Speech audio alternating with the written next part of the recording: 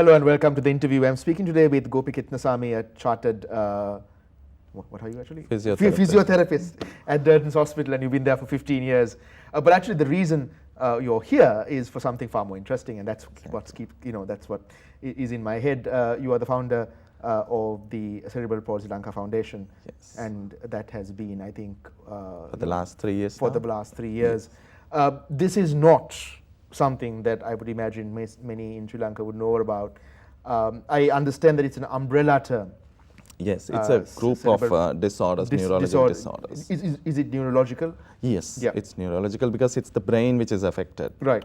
When we say cerebral palsy, the cerebral stands for the brain, right. And palsy is the impairment of the movement, of the posture, and the control. Now I understand that this can occur. You don't really know when it can occur. It's certainly at birth. Because it can happen before birth. Right. That's when the child is in the womb. Antenatally in the womb. Yeah, right. In the womb. Then sometimes we can detect, say, some malformation of the brain, right. And some spinal cord damages and spinal cord deformities. And so some children have this hydrocephalus, which is the fluid in the brain, the fluid in the skull. Or this while in the womb? In the womb, right. Certain, because when you do the ultrasound scanning and stuff, see it, right. then you can identify. But do hospitals do this? Do they check? Do gynos? Yeah, do. But the thing is, sometimes some cases can be neglected actually. Right, right. Even, say, I have a son who is a cerebral palsy child. Right. My wife, when she was pregnant, she had 3 ultrasound done. And my son had a meningocele, which should have been easily identified. Which is what? Which is actually a deformity in the spine, right. Which comes out like a blister, right. In the skin. And you can see it basically. And actually you can very easily get it identified when doing the ultrasound. Yeah. But this was not notified. So, but that's one thing. And then when he was delivered, and then again, there was a medical negligence. That's how it got infected, and he ended up with cerebral palsy. Otherwise, he was a normal child for the first 4 days. So it can happen before. It can happen during the delivery if something goes wrong, like say the breech presentation when the feet comes first. Right. Then again the cord sort of strangles the and neck. so it's an oxygen supply to the brain, right. if it is affected, right. And then if it can happen like the meconium's aspiration, the child can sort of aspirate the meconium, that is in the umbilical cord. Okay. So that again can cause. So there are multiple.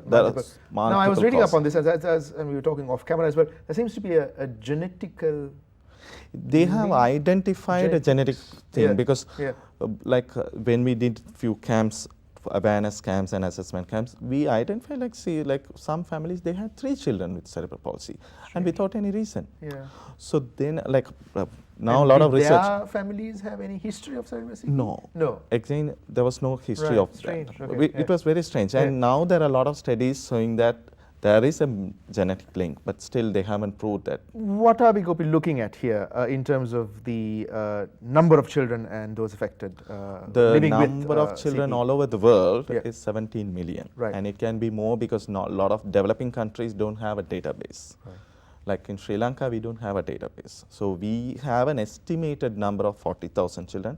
Why we say estimated number is in, say, in Australia, and us, we have a similar population, like 20 million.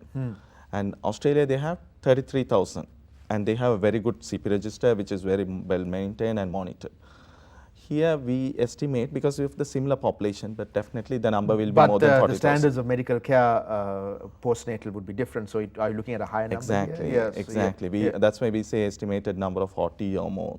And what's the average for a developing country, say, per thousand? It will be like 6 to 8 per thousand, and in developing countries, it will be more than that, say like 10 to 12 per thousand. The lack of a database is one thing, Gopi, but do you find that parents are also, for whatever reason, don't want to say that the child has CP?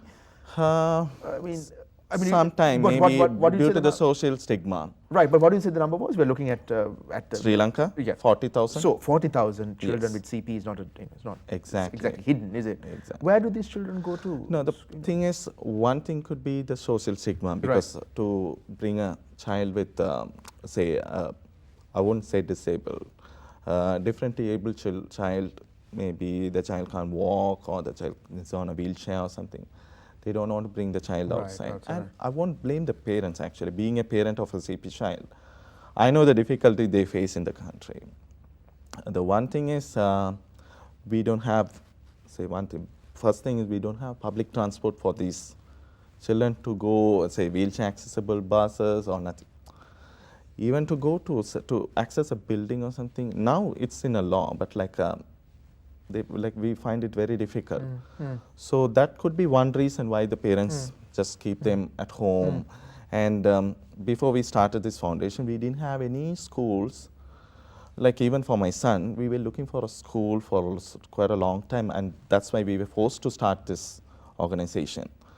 And there were no schools exclusively for these children. Right. There like few where they were sort of neglected, even though it's a special school. Like they were concentrating on the other children who were like able to move and but these children were But neglected. this is important because in what little I've read, apparently the earlier you start, the earlier you know that your child has symptoms or is going to be living with CP, the sooner you can start the process of actually. So even at like some children we can detect them very early. It's not as if everybody suffers the same way, right? No, because there are different types of cerebral palsy, four types of cerebral palsy. Right. A spastic type where the muscles and limbs goes into a tightness. Right. So, and there's another another type where it is aptitoid, where you have a lot of involuntary movements. Spasms. And there's another type where the small brain, the cerebellum gets affected, where they have imbalance and coordination, they'll have problem. And there's a mixed type as well. Right. But some of these children can be identified very early, like say a premature child. If you give a proper care, you can actually reduce the impact of this condition. Right.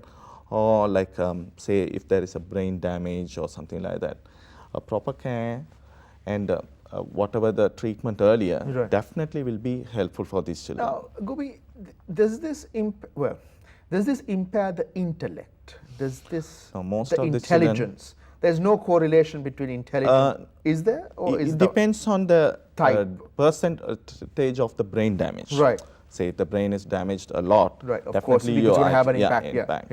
But it's not always the case. No, most of these children have very good IQ. That's interesting. Same with my son. Right. He has a very good IQ. That's why we were looking for a school, and we are planning to take him for O-level exams next year. Okay. Even though he can't sit, he can't write, he's not verbal, he will be able to do exams in a different manner. Right. Definitely. So that's his IQ. Whatever we can do it. There are a lot of celebrities all over the world who have done like pretty well, very well. Some of whom are on your website actually. Yeah, there's exactly a lot of famous people. Like Lewis Hamilton, the Formula 1 racer. His brother is a cerebral palsy person, but he drives racing cars. So that's what we want in this country also. We are, like say another 10, 15 years, we also want some celebrities. We also want people to, with cerebral palsy to go to that level. Yeah. What are the impact now? Is there any line ministry looking at this? I mean, you said that you had to start the CP Lanka Foundation. Yes. Which means that there is nothing of the sort anywhere else. Definitely there is like say nothing exclusively for this problem. They have a special education in the large school. rubric of Exactly. differently abled or disabled. That's true. Right. Okay. But these children, because they are motor impaired, like say they don't move around, they can't walk, it's very difficult to handle at the school, or because for a single teacher, say handle of 10 children with cerebral palsy, it will be very difficult.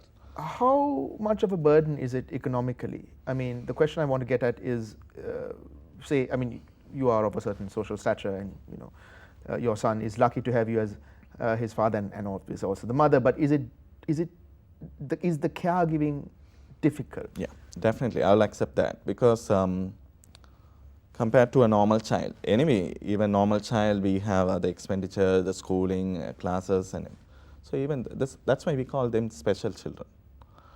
We definitely will have, say, if they have medicines and other treatments. Or the physio, I would imagine, even. With therapies or whatever it is, the treatment.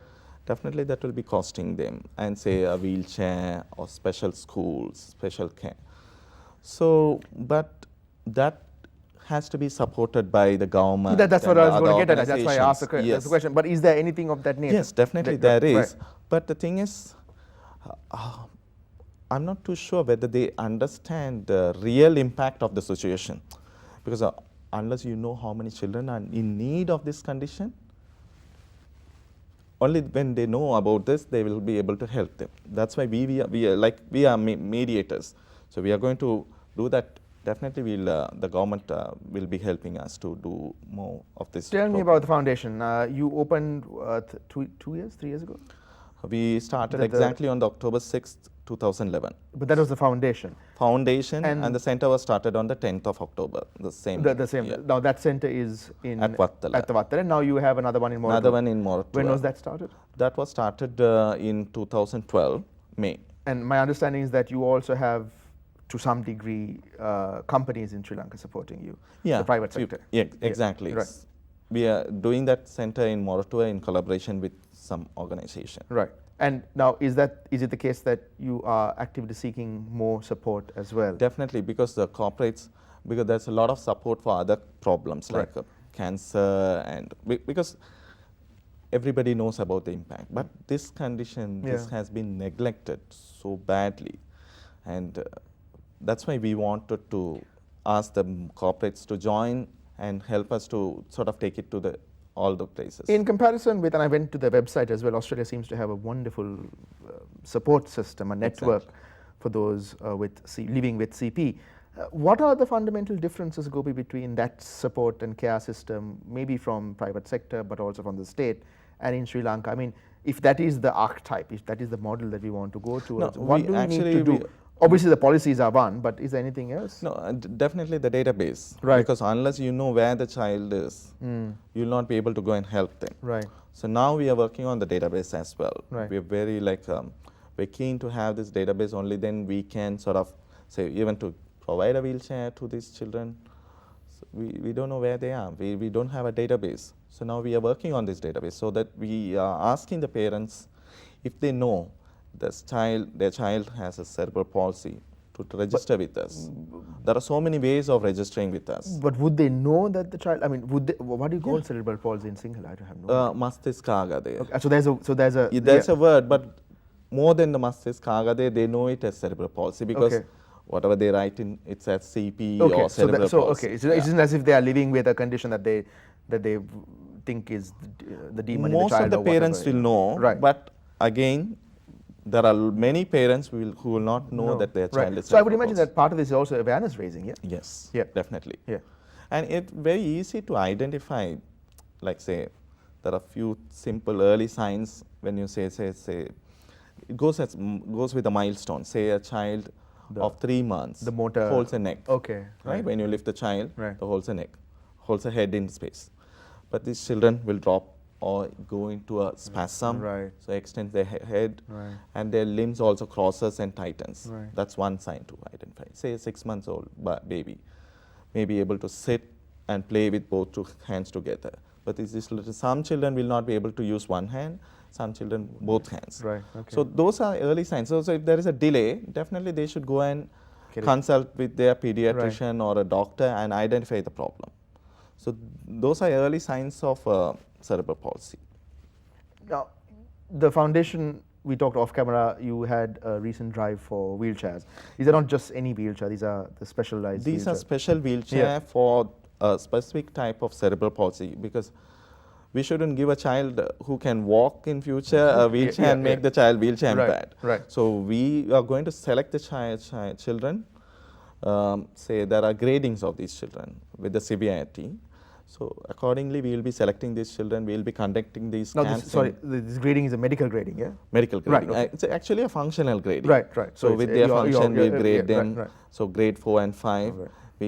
Those children will not be able to walk. Right. So they definitely need a wheelchair. So 5 being the worst. 5 being the worst. Right. Yes. Okay. So accordingly, we will be giving this, and we will be doing an individual assessment of these children, and to modify the wheelchairs also. Even though we get these wheelchair, we will be doing some modification in the wheelchair to suit the child.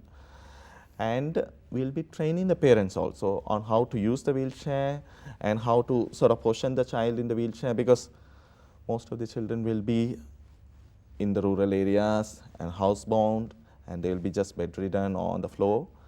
So there will be a lot of deformities as well, the fixed deformities or developing deformities. So these wheelchairs should actually improve that. Right. So, and then the child can be taken out, like they can go out, they can, that will make a big change in these children. Right.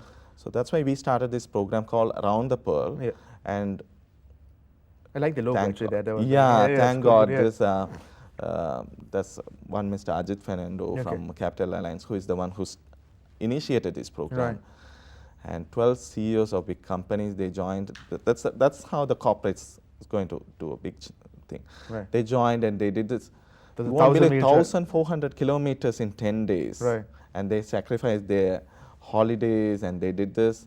And now I think we have almost collected this 1,000 wheelchair. And we will be doing this program in 10 districts. And we will be informing the parents and through the media. Now, you also want a school or a center in all the districts, or in yes, this we call our center the Center for Children with Cerebral Palsy, the dream, because it's a part of our dream. So we wanted to have at least one such center in all the districts of Sri Lanka, because these children will not be able to go far distance to go to this center. So at least one center in each district. That will be what are we looking at in terms of what does the center need to? Is it a specialized structure? Or no, it's a apart basic. From, of course, access. Yeah, wheelchair accessibility should be there. If it is a bungalow type or single-story building. So what I'm getting at is you don't need to make this. You can even modify. You can modify. The house at Vattala, it's a modified one.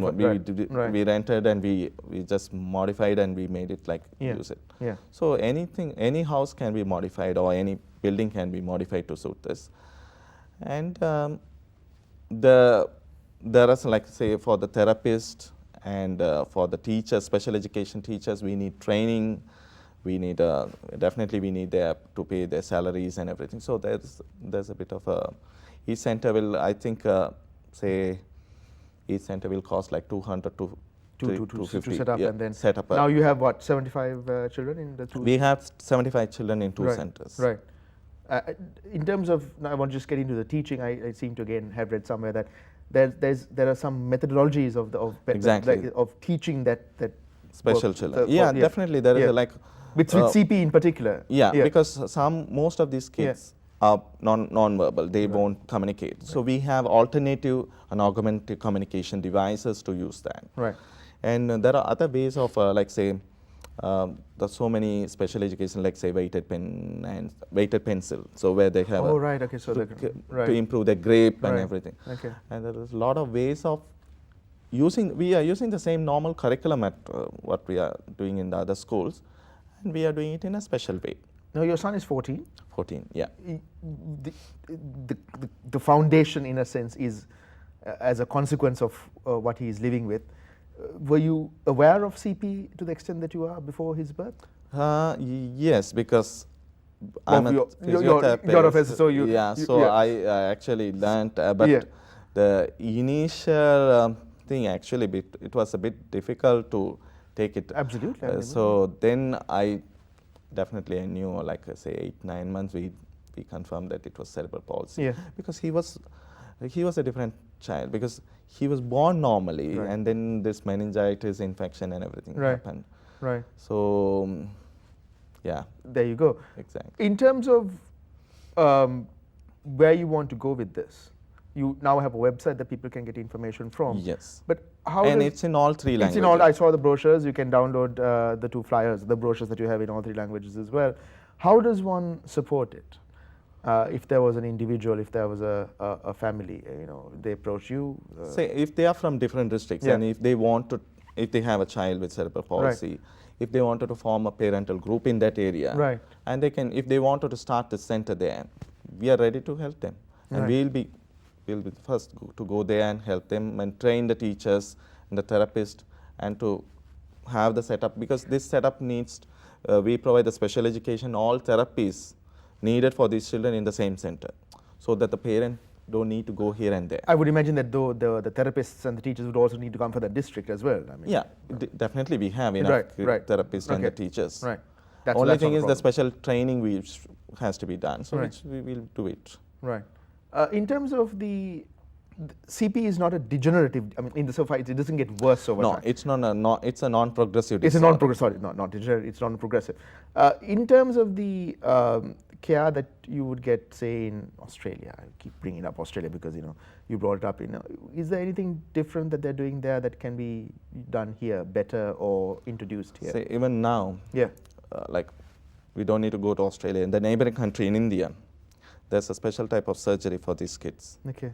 Which is not available here. What does that do? It's called SEMLARS. Okay. Which is a single event, multi-level surgery. Okay. Right. So in one surgery, they will do all the corrections. Wow. So my son is in Bangalore now. Right. And another 5 kids from Sri Lanka, they are with him. That's amazing. Okay. All underwent this surgery, and they are going on the rehabilitation phase now. Right. So what does that enable the person to do? Most of these kids with cerebral palsy will have a hip dislocation, hip problem. Okay. That which can be corrected. Okay. And sometimes these children will not be able to walk just because of that problem, and the tightness and the further deformities because of this problem, which can be corrected, and they can walk normally, and they can go to even a normal school. That's amazing. That's what we are trying to do. And one kid from our center, he's doing wonderful because I was there 2 weeks ago. Right. He's doing wonderful. He was not able to walk. He was not able to stand on his own. Now he's walking. Bloody hell. Okay. So we are trying to actually bring this surgery in Sri Lanka, and we will be doing it. Okay. We'll be organizing it very soon, because to be away from the family and sick for 6 months. This program is for 6 months. Because I would imagine the recovery. Exactly, because of 4 months of rehabilitation. And you have never walked, I would imagine. One has never walked or used those muscles. Exactly. So the muscle development, strengthening and everything. It's an intensive program. They do like 8 to 10 sessions of therapy a day for the rehabilitation. So it works very nicely with these kids. Yeah. But only thing is, we will be definitely doing it here because the cost is one thing. Because when we go there and the cost and everything, and to be away from the family, those things will be difficult. This is clearly your life's mission.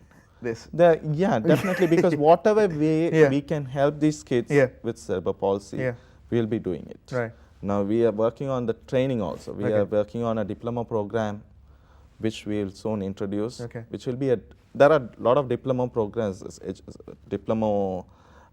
or degree programs in special education in Sri Lanka.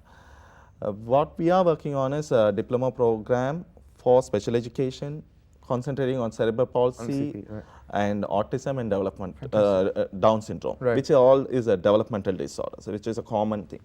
Because why we wanted a specialized one is, when we say the special education which is available here, it is a lot sort of scattered, like say if they do it for the blind children, different, then we wanted to, because really focus on on this, then the teachers will be well trained to look after these children. For the public who has listened to you for the past 20 odd minutes, if they want to learn more, there is now a website. Yes.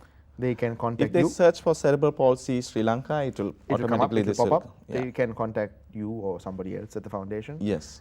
There are ways in which they know they can support the foundation? Yeah, in the website itself, there is a place where they can, our bank details and everything is there, where they can donate whatever like they want. Right. And if they wanted to start the centers in other areas, definitely that also can be, we can tell them how to start and what the budget is. And in addition, I think as importantly, or if not more importantly, there's also a lot of information on CP in all 3 languages on the website. Right? Yes. It's all, and there's our web links to all the organizations working with cerebral palsy children all over the world that we did. And we have a application which is an Android application. Oh, wow. You won't believe that is the world's first mobile application. We developed it and I presented it at the American Academy. And now we are working on the iPhone version also. Fantastic. So there's an application also, informative application. Well, there you go, Gopi. I wish you all the best. Thank you. And I hope that people who have listened to us support to the fullest extent possible the wonderful work that you're doing in this country. Thank you very much. Thank you. Thank you.